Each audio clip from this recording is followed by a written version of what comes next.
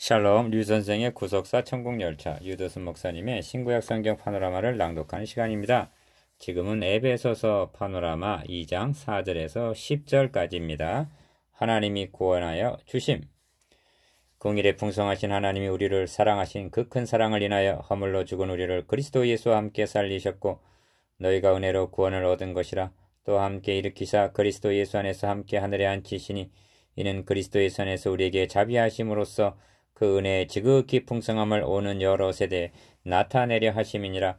너희가 그 은혜를 인하여 믿음으로 말미암아 구원을 얻었나니 이것이 너희에게서 난 것이 아니오 하나님의 선물이라.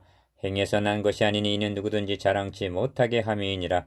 우리는 그의 만드신 바라 그리스도 예수 안에서 선한 일을 위하여 지으심을 받은 자니 이 일은 하나님이 전에 예비하사 우리로 그 가운데서 행하게 하려 하심이니라. 에베소서 2장 4절에서 10절. 본 단원 안에는 긍휼, 사랑, 은혜, 자비 등이 말씀 그대로 풍성하되 지극히 풍성합니다. 이러한 하나님의 성품이 우리들을 구원하여 주셨습니다. 도표 11을 보십시오. 이 단원의 주제는 하나님께서 우리를 구원하여 주심에 있습니다. 주제와 각 단락의 제목과 연결시켜 전체적인 대의를 한눈에 볼 수 있도록 하십니다. 첫 단락에서 우리를 구원하여 주심은 긍휼에 풍성하신 하나님의 은혜라고 말씀합니다. 둘째 단락에서 하나님께서 우리를 구원하여 주신 이유를 말씀하고 있는데 은혜의 지극히 풍성함을 오는 여러 세대에 나타내려 하심이라고 말씀합니다. 셋째 단락에서는 우리를 구원하여 주심은 전적인 하나님의 선물이라고 말씀하고 마지막 단락에서 우리를 구원하여 주심으로 우리는 하나님의 작품, 즉 그의 만드신 바라고 말씀합니다. 하나님의 큰 일, 하나님의 은혜. 앞 단원 1절에서 2장 1절에서 3절까지에서는 구원받기 이전의 우리 상태가 어땠는가를 말씀하고 이 단원에서는 그러나 긍휼에 풍성하신 하나님이 우리를 사랑하신 그 큰 사랑을 인하여 에베소서 2장 5절 허물로 죽은 우리를 그리스도 예수와 함께 살려주셨다고 선언합니다. 5절은 1절과 연결이 되고 2장 1절은 1장 19절과 연결이 됩니다. 그 능력의 지극히 크심이 우리를 살려주셨고 그렇게 살려주신 것은 전적인 하나님의 은혜라고 말씀합니다. 성령께서는 우리를 구원해 주심에 관하여 얼마나 반복적으로 말씀하고 있는지요. 그것은 너무나 중요하기 때문입니다. 그뿐만 아니라 인간이란 얼마나 잊어버리기를 잘하는 배은망덕한 존재인지요.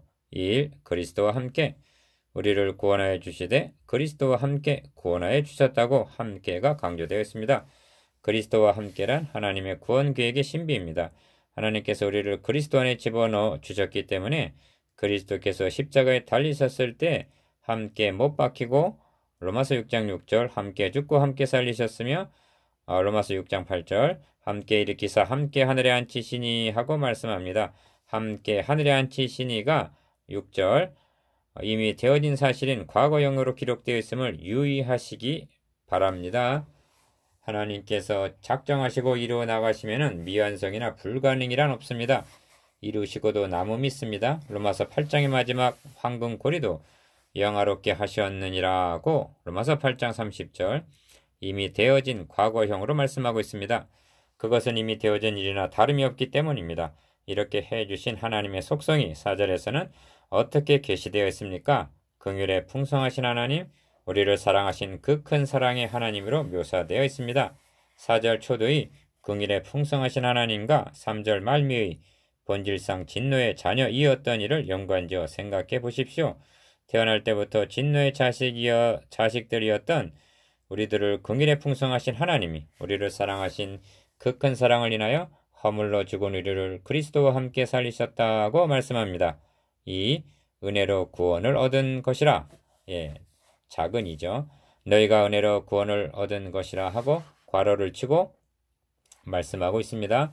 틀림없이 사도 바울은 허물로 죽은 우리를 그리스도와 함께 살리셨고 여기까지 기록해 나가 놓으라니 가슴이 뭉클해 왔을 것입니다. 그는 잠시 마음을 진정하면서 이것은 너에게 무슨 공로나 자격이 있어서가 아니라 값없이 주시는 전적인 하나님의 은혜이니라고 말하지 않을 수가 없었을 것입니다. 그런 다음에 말씀을 계속합니다. 함께 일으키사 그리스도 예수와 함께 하늘에 앉히시니 우리는 이 지점에서 할렐루야를 외치지 아니할 수가 없습니다. 기가 막혀 웅덩이와 수렁에 빠져 본질상 진노의 자식이었던 우리를 그리스도와 함께 하늘에 앉혀 주시다니 여러분은 죄의 깊이와 은혜의 높이를 짐작이라도 하시겠습니까? 하나님의 사랑과 능력 외에는 이 일을 해낼 자는 아무것도 없습니다. 우리는 잠시 눈을 감고 묵상해 봅시다. 스데반 집사는 돌에 맞아 순교하면서 보라 하늘이 열리고 인자가 하나님의 우편에 서신 것을 보노라 하고 외쳤습니다. 그 주님과 함께 여러분이 하늘에 앉아 있다고 성경은 말씀하고 있는 것입니다. 나는 이 사실을 알고 있는가? 나는 이 진리를 믿고 있는가? 믿을 뿐만 아니라 확신하고 누리고 있는가? 진노의 자식, 지옥 형벌을 받아 마땅한 내가 그리스도 안에서 하늘 보좌에 앉아 있다니 이는 인간이 들을 수 있는 최고 최대의 말씀이요 인간의 이성으로 감당 못할 망극하신 말씀입니다. 이는 처음부터 끝까지 전적인 하나님의 은혜입니다. 이 큰이 은혜를 나타내려 하심. 둘째 단락 7절에서는 하나님께서 우리를 구원하여 주신 동기가 무엇인가를 말씀합니다. 도표를 보시면 앞단락 4절에서 6절까지 동그라미를 친 긍휼 사랑 은혜와 7절의 자비 은혜의 지극히 풍성함 등을 생각해 보십시오. 하나님의 이러한 성품들 때문에 우리를 구원하여 주셨다고 말씀합니다. 뿐만 아니라 본 단락 7절에서는 이는 하고도 직접적인 동기가 있으셨음을 말씀하고 있습니다. 그 은혜의 지극히 풍성함을 오는 여러 세대에 나타내려 하심이어라. 하나님께서 오는 여러 세대에 걸쳐 당신 자신이 하신 일을 나타내시려고 하신다는 것입니다. 오고 또 오는 여러 세대에 걸쳐서 그들에게 보여줄 것이기 위해서였습니다. 그것이 무엇입니까? 은혜의 지극히 풍성함입니다. 하나님께서는 은혜의 풍성함을 나타내사 그들을 통하여 감사와 찬미와 영광을 받으시기를 원하고 계시는 것입니다. 1장 7절에도 은혜의 풍성함이 있습니다. 2장 7절에서는 그냥 은혜의 풍성함이 아니라 은혜의 지극히 풍성함입니다. 그 은혜는 다함이 없습니다. 모자람이 없습니다.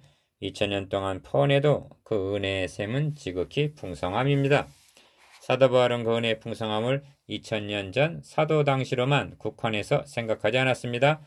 바울이 서신을 기록하던 초대교회 성도들은 물론이요 500년, 1천년, 1000년 후에도 그리고 2000년이 흐르는 지금에 이르기까지도 오고 또 오는 여러 세대 가운데서 하나님의 지극히 크신 능력과 은혜의 풍성함을 나타내셨던 것입니다. 우리들의 이후에도 주님 재림하시는 그날까지 이어지는 세대 가운데서 하나님의 은혜의 풍성함은 변함없이 나타내 보여주실 것입니다. 첫 창조의 세계를 내려다보시며 하나님 보시기에 좋았더라 하신 하나님은 오는 여러 세대를 통하여 은혜의 풍성함을 따라 살리심을 받은 그들을 보실 때 얼마나 좋으셨을 것인가? 그들의 찬미와 감사를 기뻐 받으실 것입니다. 이 세대를 함께 살아가고 있는 여러분들이요, 우리 앞에 있던 그 어느 세대보다도 은혜의 풍성함이 꽃 피우도록 하십시다. 그리하여 이후 세대에 그 은혜의 지극히 풍성함을 잘 전하여 주어서 물려주도록 하십시다. 큰 삶, 하나님의 선물. 셋째 단락 8절에서 9절까지에서는 우리의 구원이 전적으로 하나님의 선물임을 말씀합니다. 이 단락에는 복음의 핵심적인 단어, 은혜, 믿음, 구원이 다 들어있습니다. 이것이 너에게서 난 것이 아니오 행위에서 난 것이 아니니 하고 전적으로 하나님이 해주셨음을 말씀합니다. 어찌 하나님께서 해주셔야만 했습니까? 그것은 사람은 할 수 없기 때문입니다. 율법이 육신으로 말미암아 연약하여 할 수 없는 그것을 하나님은 하시나니입니다. 우리는 연약하여 할 수가 없습니다. 한 사람도 없습니다. 작은 일, 인간이 할 수 없는 것을 하나님이 해주셨습니다. 사람들이 할 수 있음에도 불구하고 하나님께서 대신해 주신 것이 아닙니다. 사람들은 할 수 없었기 때문입니다. 이 점을 깨닫는다는 것이 중요합니다. 이것을 깨달은 사람들은 오란하는 공고한 사람이로다. 이 사망의 몸에서 누가 나를 건져내려고 비명을 질렀습니다. 오늘날 이 점을 깨달음이 없이 곧바로 복음으로 들어가다 보니 복음이 그토록 찬란하고 감격스러운 것을 모르고 있습니다. 율법을 주신 목적이 여기에 있습니다. 율법으로 죄를 깨달음이라 했습니다. 율법은 죄를 깨닫게 할 뿐 우리를 구원해 주지를 못합니다. 우리를 하나님 앞에 서게 못합니다. 율법의 행위로 그 앞에 의롭다 하심을 얻을 육체가 하나도 없습니다. 인간이 할 수 없음을 고백하는 지점에서 하나님은 시작하셨습니다. 하나님께서 우리에게 요구하시는 그것을 하나님 자신이 이루셔서 우리에게 주셨습니다. 그래서 그것은 하나님의 선물이라고 말씀하십니다.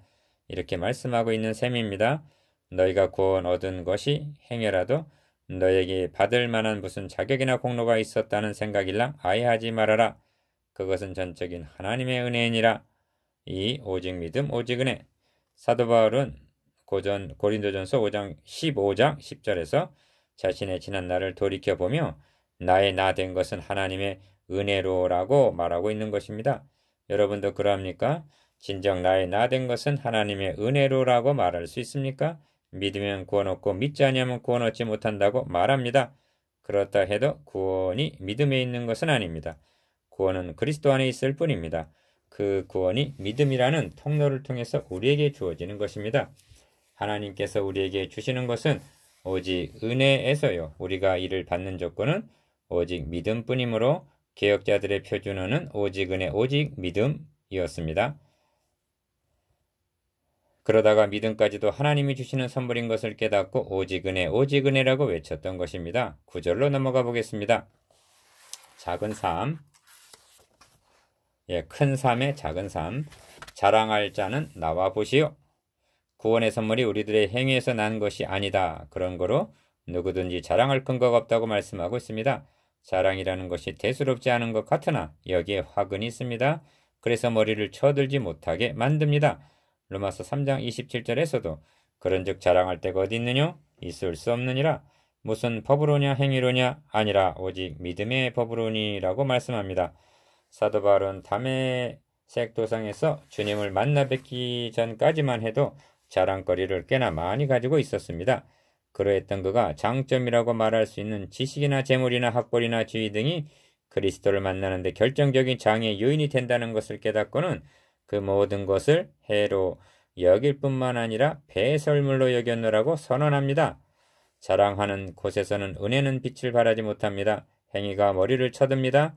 그래서 자랑하는 사람들은 남보다 무엇인가 더 하는 사람들 중에 많습니다.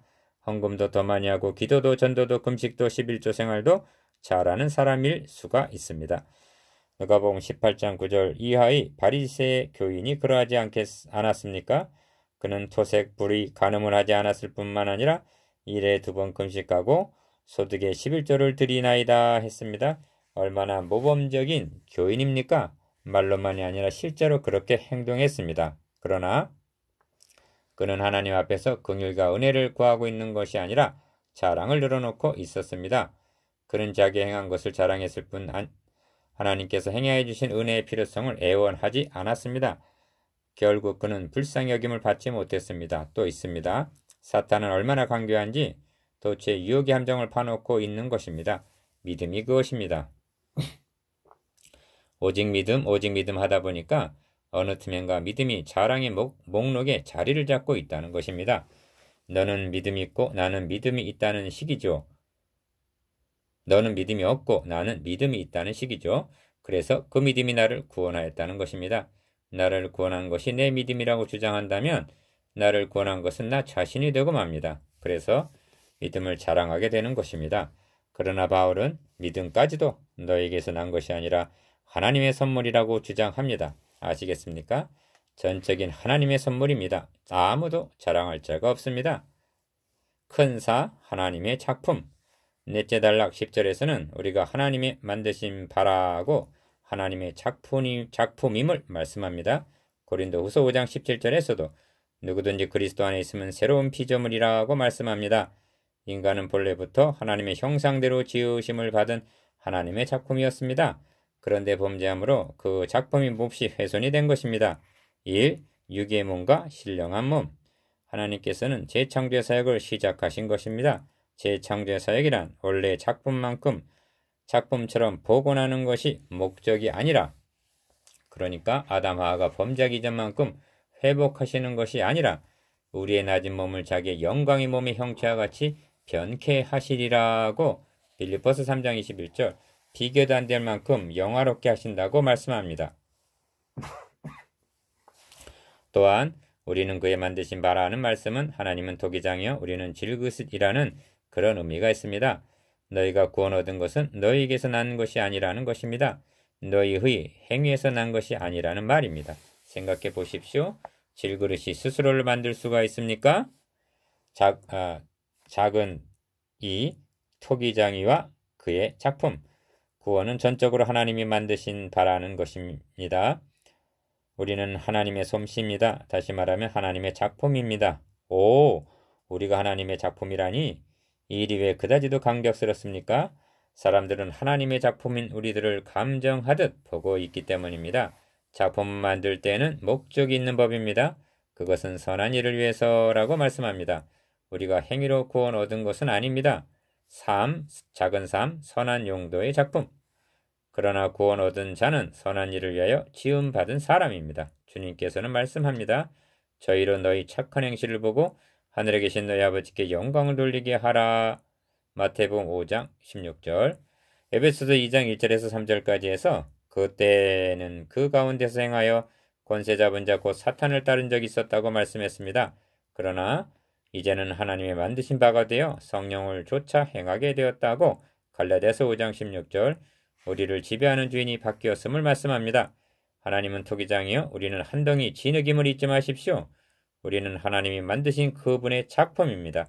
그 작품을 통해서 그분의 영광을 나타내야 합니다. 묵상해 봅시다. 1. 우리가 무엇으로 구원을 얻었다고 합니까? 5절. 2. 구원은 누구의 선물이라고 말합니까? 8절. 3. 죽었던 1절. 죽었던의 깊이와 하늘에 앉히시니 6절의 높이를 말해 봅시다.